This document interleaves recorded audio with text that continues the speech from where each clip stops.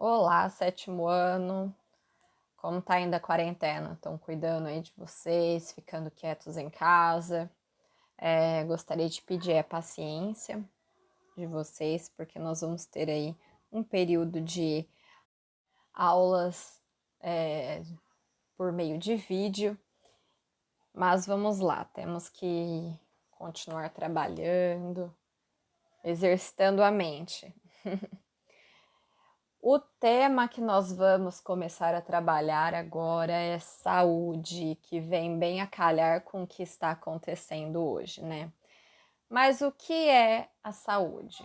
Bom, a saúde, ela pode ser a saúde física, a saúde mental. A saúde física é aquela em que a gente cuida do nosso corpo, né? Para a gente se manter saudável, forte, resistente. Tem a saúde mental, que está relacionada mais com o nosso psicológico, para evitar transtornos como depressão, ansiedade, crise de pânico.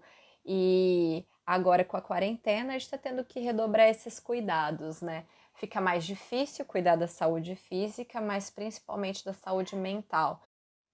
A saúde também pode ser subdividida, né? Classificada como a saúde individual e a saúde coletiva. A saúde individual, ela exige uma dedicação, um interesse, uma autonomia maior do indivíduo, da pessoa. E a saúde coletiva, ela também depende de cada pessoa, mas depende dos órgãos públicos também, das condições ambientais, do saneamento básico. Agora, aplicado com a situação que nós estamos vivendo hoje, a saúde individual, ela vai ser aquela em que a gente cuida por exemplo, da nossa higiene pessoal ao lavar as mãos, e também no caso da saúde coletiva, quando a gente fica em quarentena, a gente evita não só se infectar, mas infectar outras pessoas, e com isso a gente diminui a chance de colapsar o nosso sistema de saúde, porque ele não está preparado para atender tantas pessoas, não tem equipamentos para todas as pessoas.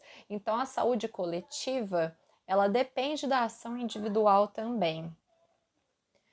E quando falamos de saúde, nós queremos dizer também com relação à vida saudável. Nós, para termos saúde, nós precisamos ter uma vida saudável, que é um direito universal, que tem que ser garantido também pelo nosso governo, por meio de acesso ao lazer, acesso à cultura, educação, proporcionar o saneamento básico, que é por exemplo, o gerenciamento das águas, a limpeza das águas que nós utilizamos, legislação para controlar o nível de poluição, enfim. Então, a vida saudável, ela não é só proporcionar a assistência médica, não é só a gente ter lá o sistema público de saúde, não é só ter acesso aos médicos, aos remédios, mas uma qualidade de vida também. O termo qualidade de vida, ele vai variar de acordo com as populações, com as comunidades, por conta da questão cultural, que cada um interpreta de uma forma.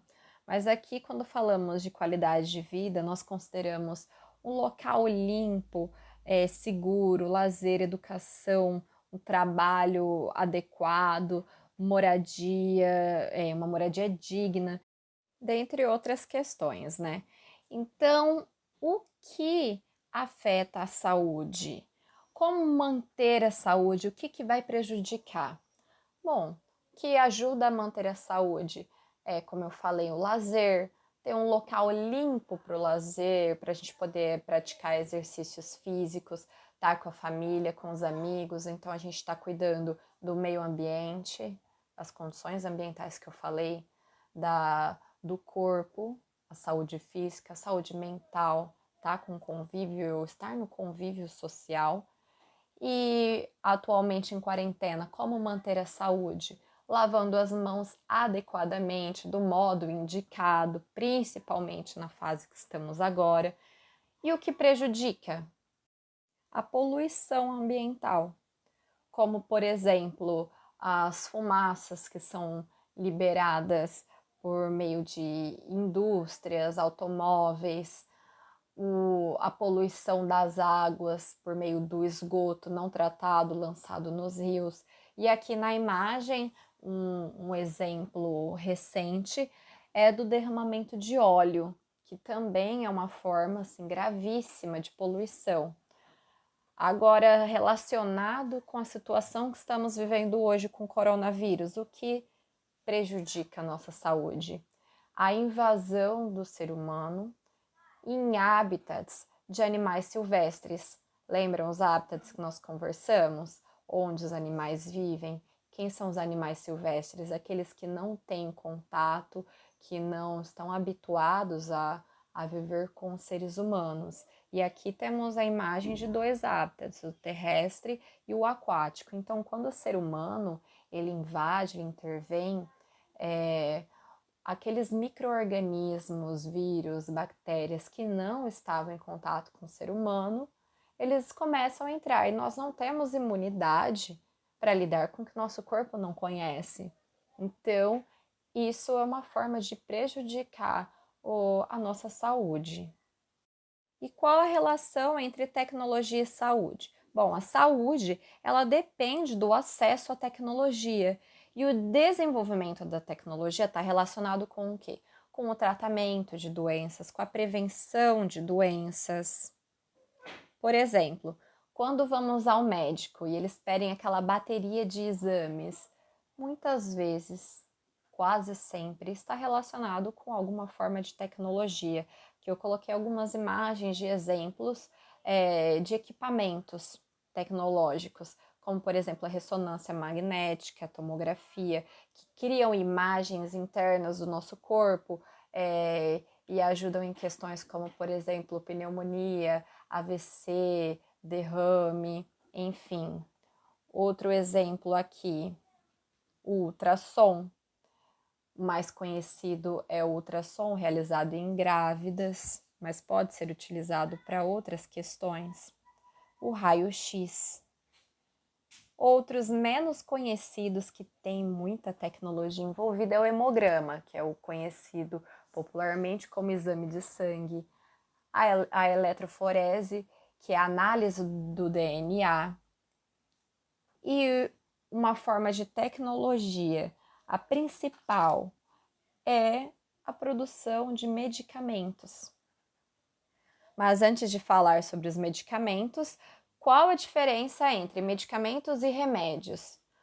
Os remédios, eles não passam por um controle de nenhum órgão público, não tem uma exigência mínima de qualidade, então pode ser considerado basicamente qualquer coisa que será usado em benefício da saúde. Por exemplo, um chazinho que a gente faz em casa, uma conversa com um amigo para desabafar, uma atividade terapeuta, como por exemplo o artesanato.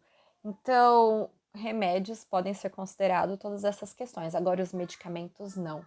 Eles passam por uma bateria de testes, passam por pesquisas assim longuíssimas e tem um controle mínimo de rigor, ou seja, ele tem que atender uma certa exigência mínima, ele tem que funcionar. E geralmente os medicamentos têm os efeitos colaterais, então a gente mede os efeitos colaterais, os efeitos bons, e ele tem que ser muito mais benéfico do que causar um efeito colateral, senão ele sai de circulação. Na apostila de vocês tem citado um exemplo da talidomida, que foi um medicamento utilizado e depois teve que sair de circulação. E há outros casos na história.